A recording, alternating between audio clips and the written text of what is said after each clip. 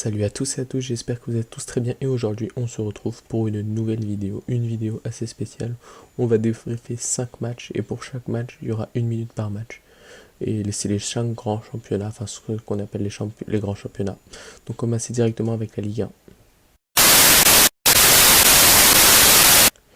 Dans ce match entre Lyon et Reims, match plutôt maîtrisé de la part des Lyonnais, ils ont très bien tenu leur rang, ils s'imposent 3-0. Avec un but d'Ekambi, un but de Bruno Guimaraes sur une frappe contrée. On attend la validation de la Ligue, mais il devrait être accordé. Dembélé, il a su arrêter sa disette de buts qu'il avait avec Lyon et marquer. C'est son premier but en 24 tirs, il me semble. Il avait fait 24 tirs depuis, mais il n'avait toujours pas marqué. Le stade de Reims a été très rapidement réduit à 10, mais Lyon a assez bien géré son match et s'est permis de s'imposer 3-0 facilement, a pu gérer son effectif, faire tourner et garder une certaine dynamique au sein de l'équipe, ce qui leur a permis de s'imposer 3-0, de revenir au classement, de se placer.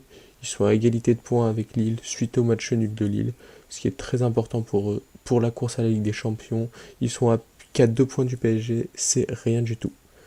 On va passer au match de Bundesliga, un match assez soporifique entre le Hertha Berlin et entre le Bayer Leverkusen et le Hertha Berlin.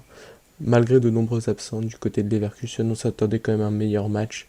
Il y a eu très peu d'occasions. La première occasion elle vient avec la frappe de Demirbay à la 30e, aux alentours de la 30e minute. Il n'y avait pas eu d'occasion avant.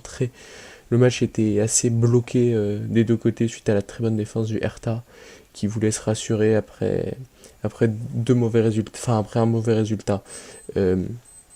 On a eu quand même, ils ont eu la chance de pouvoir aller prendre la place de leader, le Bayer Leverkusen, même s'ils n'y arrivent pas, avec une tête en toute fin de match de Lars Bender, une très très grosse occasion, mais elle passe malheureusement à côté des cages du Hertha. Heureusement pour l'Hertha, malheureusement pour le Bayer, qui ne peut pas prendre la tête et il me semble reste troisième au classement de la Bundesliga.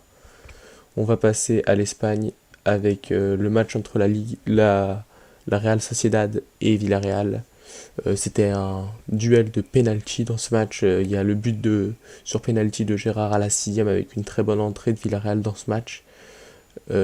Qui arrive à marquer dès la 6e et qui se font égaliser dans un second temps à la fin de la première mi-temps à la 33e également sur péno par Oyarzabal. C'était un bon match mais il y a eu très peu d'occasions. Il s'est aussi terminé dans la confusion avec l'arbitre qui a appelé la VAR pour une probable faute sur Kubo mais qui n'y avait pas. Donc la Real Sociedad ne fait pas la bonne opération de prendre encore plus d'avance suite à la défaite du Real Madrid et il perd des points sur l'Atlético qui lui s'est imposé ce week-end. Mais c'était un bon match mais sans beaucoup d'occasions, ce qui est légèrement dommage. On va passer à la Serie A et à l'écrasante victoire du Napoli sur la Roma 4-0. Ils avaient un maillot en hommage à Maradona pour ce match-là. But d'Insigne sur coup franc magnifique qui nous a fait évidemment passer à Maradona et en plus il a fait une célébration en son honneur. But de Fabiano Ruiz d'une frappe de l'extérieur de la surface. But de Mertens, c'est un magnifique but de Politano qui s'est infiltré dans la défense de la Roma et qui a humilié la défense romaine. La Roma a été bloquée par la tactique de Gattuso qui a très très bien préparé le match et qui les a empêchés de jouer. Ils ont eu très très peu d'occasions. Mkhitaryan et Pedro ont été très très peu existants dans ce match. Très bonne opération pour le Napoli qui s'impose et qui remonte au classement suite à cette victoire. C'était un match avec beaucoup de rythme par rapport aux 3 précédents que j'ai fait. Il était vraiment très intéressant. Il était aussi intéressant que celui de l'Espagne.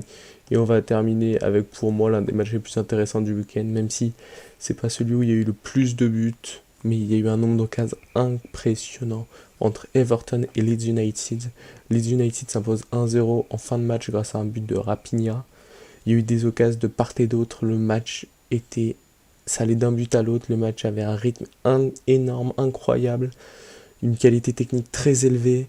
L'Everton s'est vu refuser 2 buts, dont l'un de Calvert-Lewin par la VAR, parce qu'il y avait un de ses coéquipiers qui était en hors-jeu position passive, donc il a empêché le gardien de Leeds de s'interposer. Mais c'était vraiment un match magnifique.